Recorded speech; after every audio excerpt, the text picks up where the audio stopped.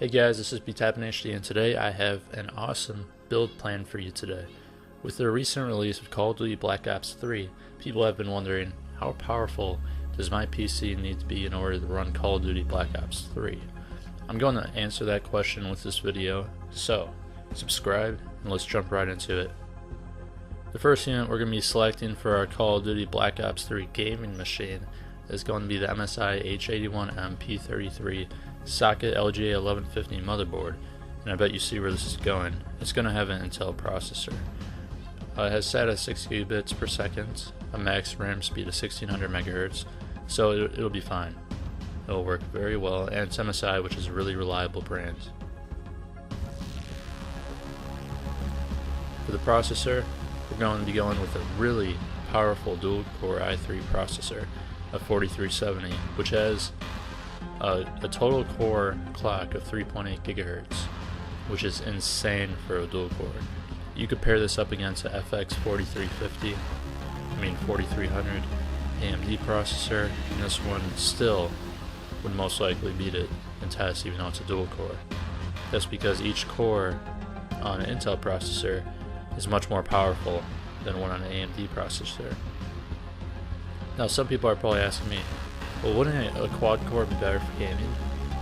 Well, not in most cases.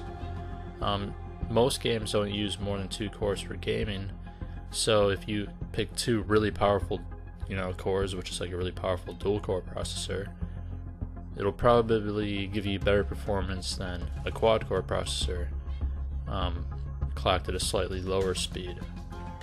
And if it's an AMD processor, it's going to give you better performance regardless, because all games do require some level of CPU. For the graphics card, we're going to be going with the GTX 960. It's going to be the reference 2GB 128-bit interface version. It's only $179. You can find it between $150 and $190 on eBay, which is very freaking good. This is a very good graphics card, and it'll be able to handle pretty much any game you throw at it.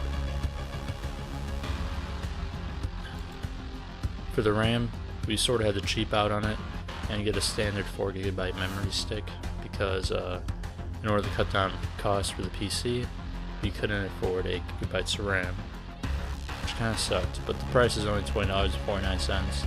It'll be able to handle all gaming. Maybe not editing and that kind of stuff, but gaming it'll definitely be able to handle. For the power supply, we're going to be going with the 500 watt.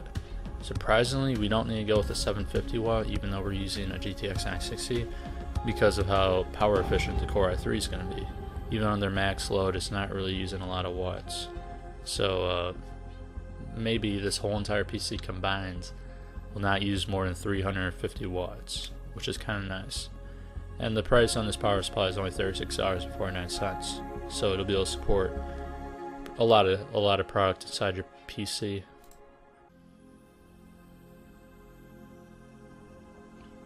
For the case, we're going to be going with the HEC Vigilance Mini Tower PC case. It supports micro ATX motherboards. It has USB 2.0 ports, 2 of them, and it has 2 cooling fans, one in the front and one in the back, to ensure that your components are properly cooled. It is a really cheap case at only $23.99, but I guess that's what we had to do to make our goal of around $500. Now the hard drive, this is one of the most important parts of a gaming PC, because if you have a small hard drive, you will not be able to store a lot of games on it. So with the 1 terabyte nowadays, this will be able to store a lot of games. That's why we selected it for the $500 build, and that's why we picked this hard drive over a 500 gigabyte hard drive and 8 gigs of RAM, because the hard drive is really important, and you could always just slide in another 4 gigabyte stick of RAM, whereas a hard drive, you have to wipe the whole thing if you want to get a new one, or you're going to have to add a second drive bay, one of the two. So that's it, guys.